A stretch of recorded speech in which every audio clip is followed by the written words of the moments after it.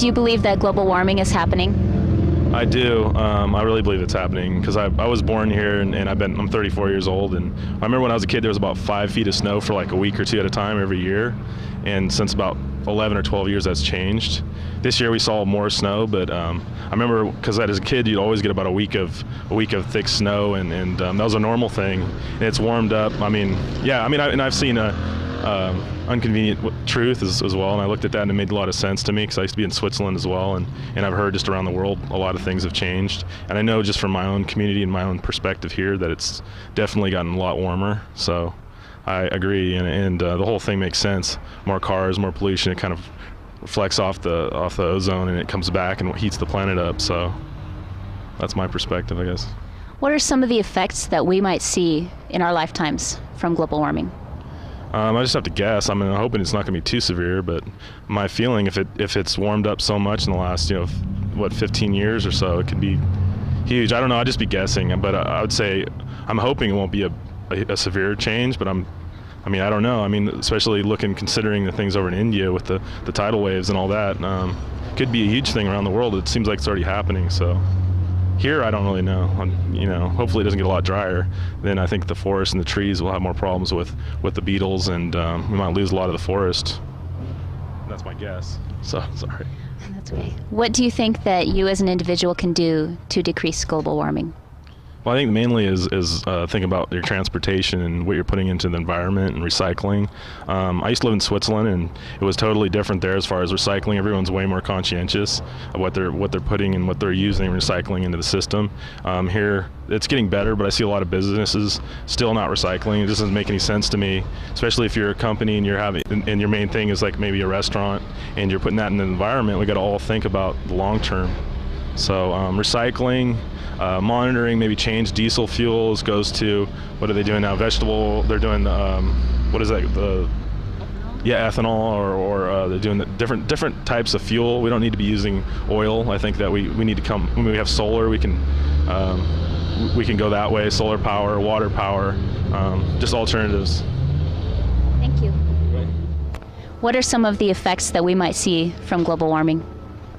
Well, it's, the beginning of March, and we haven't had much winter weather this year, and I'm enjoying the weather and everything, but it's a little bit scary. I was just talking to somebody in there. It's, I don't know what to expect. I guess some people think it's going to bring on another ice age, the glaciers are going to melt, the oceans are going to rise, California's going to fall into the sea, whatever, I don't know if that stuff will happen or if it was going to happen anyway, but it's definitely, something to be concerned about and do all we can, I guess, What do you think an individual can do to reduce global warming? Drive less, buy less processed products, buy less petroleum-based products, less plastics, less disposables, reuse things, and just be smart about where you get things. Get stuff local that doesn't have to be trucked and shipped from halfway around the world, and be a part of a CSA, a community-supported agriculture, or get your food from a local farmer's market, and so it doesn't have to come as long of a distance to you. Those are the things that I do, I guess, So I don't know. There's tons of other things, small things that you can do too, just by turning your heat down a little bit, whatever. Use less electricity, anything.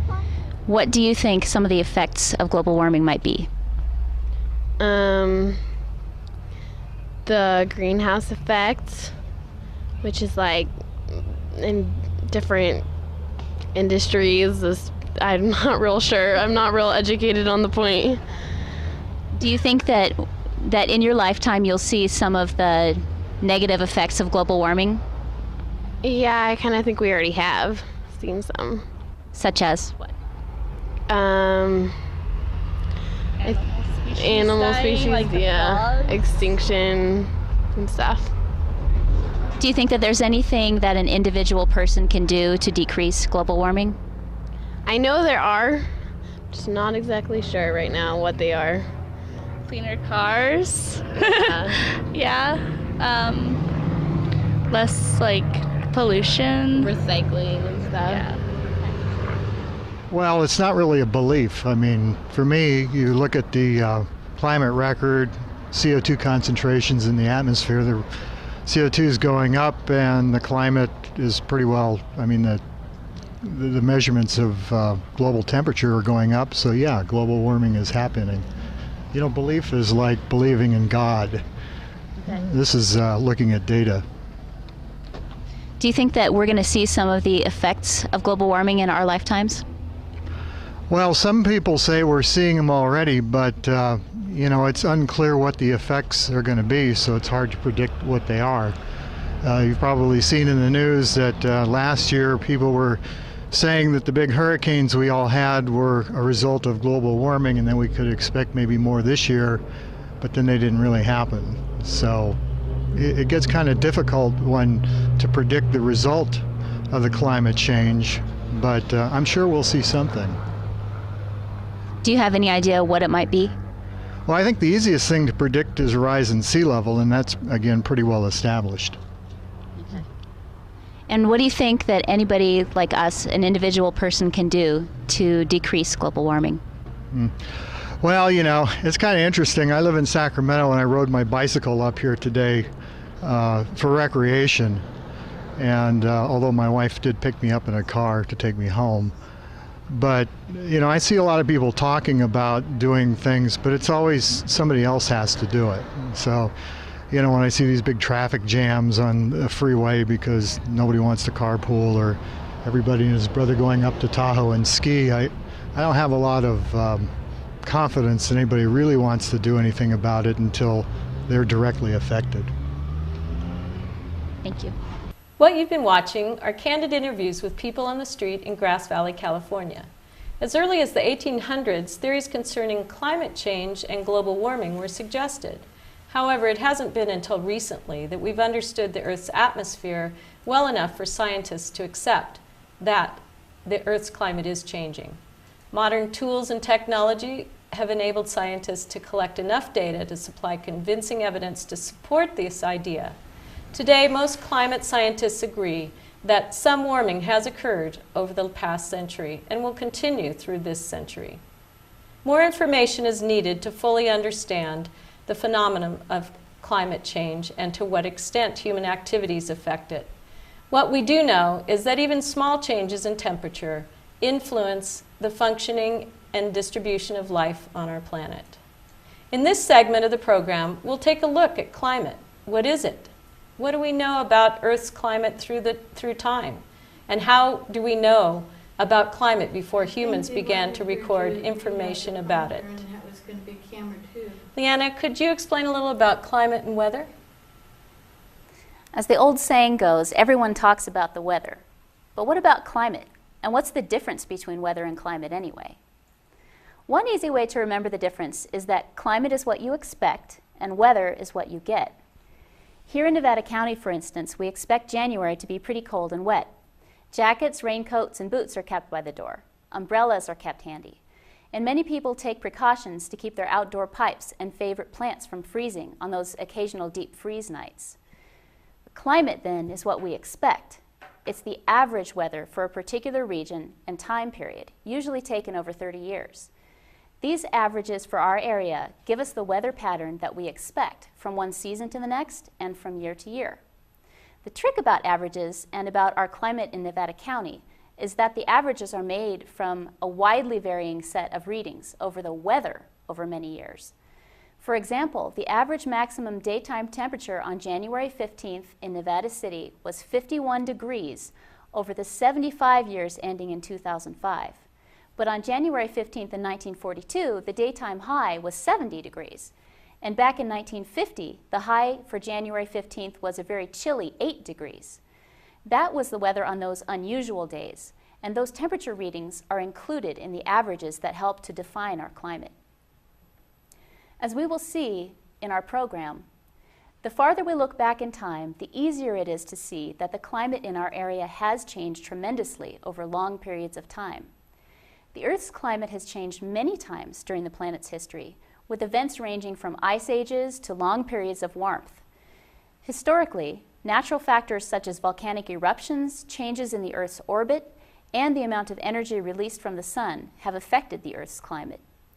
So climate changes over time. We know this from a wealth of scientific studies that have analyzed everything from fossils and ocean sediments to a column of ice nearly 2 miles long that was extracted from an ice field in Antarctica. From these studies, we know about our climate past, going back over the millennia. But what about our climate future? It's now widely acknowledged that in addition to the natural phenomena that have caused Earth's climate to change in the past, human activities may also be contributing to climate change. What effect are we humans having on Earth's climate? When we look at our climate future as opposed to our climate past, what do we see? In this program and our NCTV series, Climate Changes, we will try to answer these questions and lots of other interesting and challenging points that they raise. Stay with us, it's going to be a wild ride. It's spring, and a young man's fancy turns to, well, among other things, flowers.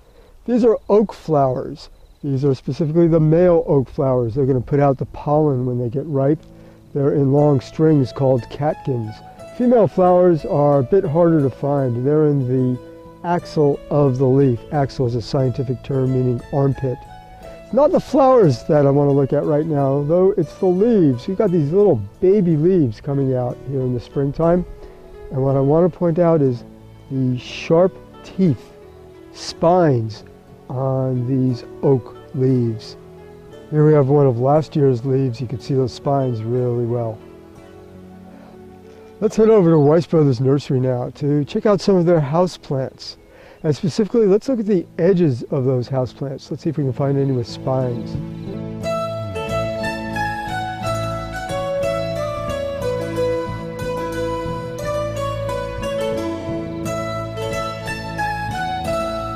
Here we are with one of our most beautiful trees, red bark tree. It's the madrone. And when you zoom in on that leaf, look at the edge of that leaf. It's got teeth.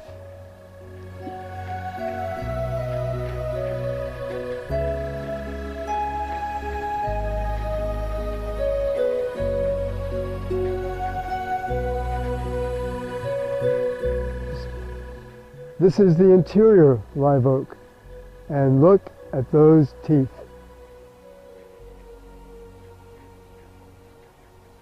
Now back to Weiss Brothers. Let's look at some more houseplants.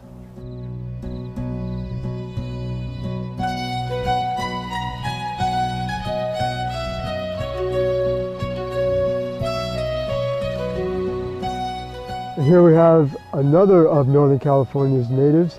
I just might have a bit of Indian blood in me because I'm not very sensitive to poison oak. Look, it too has some teeth on its edge.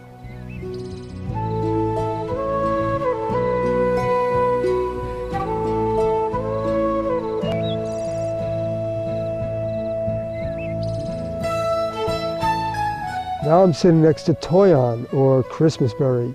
This is the one that develops deep red berries late in the fall, and they last all through the winter. For some reason, the birds just leave them alone until they're desperate. Look at those teeth.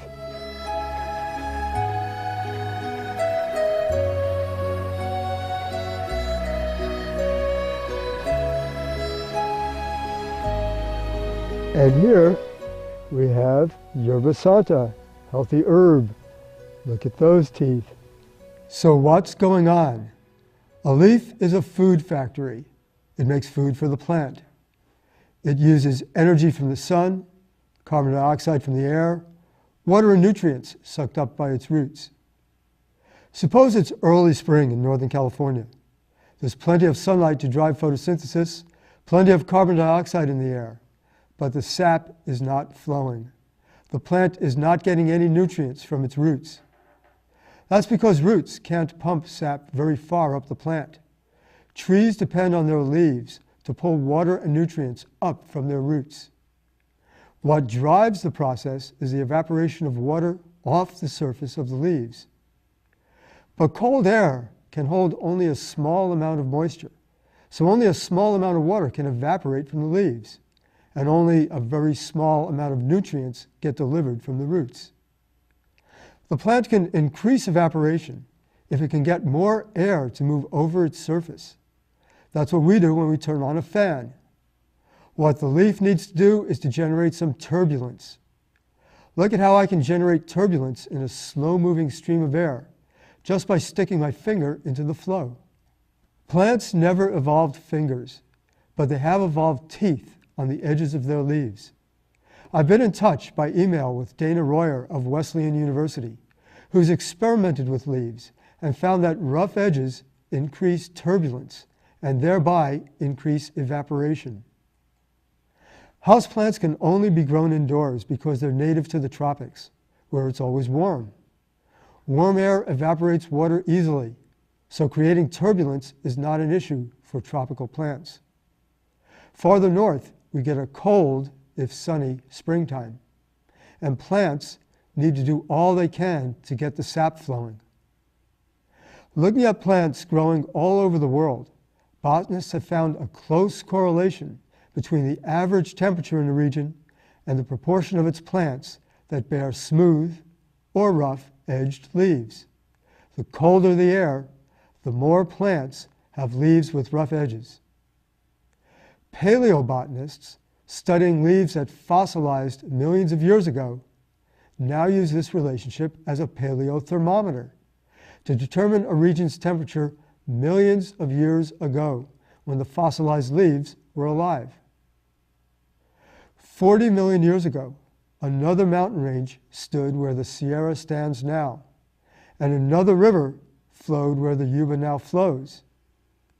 That ancestral Yuba dropped the gold that the hydraulicers of the 1800s went after with their water cannons, turning the hills into diggins. And in those diggins, we find fossil leaves from the trees that grew on the banks of that river. Here's Dick Hilton, professor of geology at Sierra College, with a nice collection of fossil leaves from the ancestral Yuba. The magnolias were broadleaf trees. Here's one from the college, and you can see that these match up pretty well. And they're both kind of shiny. And they're shiny because in the tropics you get a lot of rainfall, and you don't want to drown, so you shed the rain. And they'll even have these sharp tips on them, some of them very sharp, long tips, and these are called drip tips. And these are also to shed water. Also notice the nice smooth margins, which is typical of a lot of semi-tropical and tropical plants. Tallying up how many of those fossil plants had leaves with rough edges and how many of those plants had leaves with smooth edges, scientists have determined that 40 million years ago, the climate of Northern California was subtropical. Which begs the question, why? Why did Northern California, 40 million years ago, have a climate like that of Mexico today? And why is it colder today? We'll talk about that in a future program. What is the temperature going to be is a commonly asked question. How do we know what the air temperature is every day? Well, we use a thermometer like the one pictured now. Or we can turn on the radio and hear a weather report from the National Weather Service. They collect temperatures from weather stations all across the nation. This is a picture of the National Weather Station in Grass Valley, located at the sewer plant. Grass Valley has collected temperatures at this site since 1949, and we can plot data by week, month, and year from this station. A plot of Grass Valley temperatures for 2006 shows seasonal trends. This plot, pictured, is from 1949 when the Grass Valley station entered service. Note that the 1950s were much warmer than today.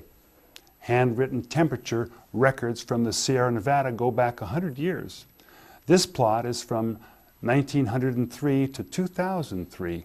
Note that the 1930s were warm. But how do we measure temperature over longer periods before there were thermometers and written records? One method used by scientists is to measure the width of tree rings. Tree rings grow faster when the weather is warm, which makes the tree rings wider. And when the weather is colder, the tree rings are narrower. Counting the tree ring core tells us how old a tree is, dead stump or building timbers. And we realize the age of these by counting the rings. The thickness of each ring indicates the temperature and precipitation. These are called proxy temperature indicators and can be used to construct river flows indicating warm and cold periods. The river is quite low now. Here's a graphic of the Sacramento River flow from 903 to 1903, 1,000 years. But it doesn't tell us much about temperature trends. We can use a 30-year moving average to tame the spikes and show trends. Here, a 60-year trend lines up to show the ups and downs will average out over 1,000 years. Even though our regional temperature has been stable for 1,000 years, the temperature over the planet has risen over the last 150 years, particularly in the last 15 years. So yes, the planet is getting warmer. There you have it. Daily temperatures collected over time and proxy records taken from trees can be used to show climate trends. You know, something I find I really have to think about, be careful about when I'm thinking about climate and weather. How does this year's weather compare with last year's weather? I find, well, maybe I'm thinking, gee, we're really having a wet and cold spring this year. I find I'm really strongly influenced by today and yesterday and maybe the day before that. So I have to be really careful if I'm going to be talking intelligently about this year's weather and last year's weather. I have to write things down. Well, I noticed that as someone who grows fruit trees, I'm always paying attention to when the fruit trees are blossoming, how it compares to the frosts, whether I'm going to lose the plums or lose the cherries or lose the apricots because they bloom early. And of course, with farmers, it's always chancy, one way or the other. You know, you can't really predict how the frosts are going to go, or how the winters are going to go, or how warm the springs are going to be. So it's something we have to pay attention to and try to figure out as we move along. What I have noticed, though, is that there is a movement now among the gardeners and farmers to change the zones. It's being discussed. You know, we're in a Zone 8 climate and what that's going to mean for planting crops. Are we actually going to change the zones so that we're beginning to plant a different type of crop? Are we going to plant fruit trees that are more easily grown in a warmer climate? So that's a discussion that's taking place nationwide. We hope you'll join us for future programs of climate changes. We'll take a closer look at the underlying processes that determine weather and climate, and the science behind climate change. We'll also explore the impacts climate change may have on us globally, nationally, and here in Nevada County. Interviews with water managers, foresters, and land use planners who are preparing for possible impacts of climate change will tell us what actions agencies are taking.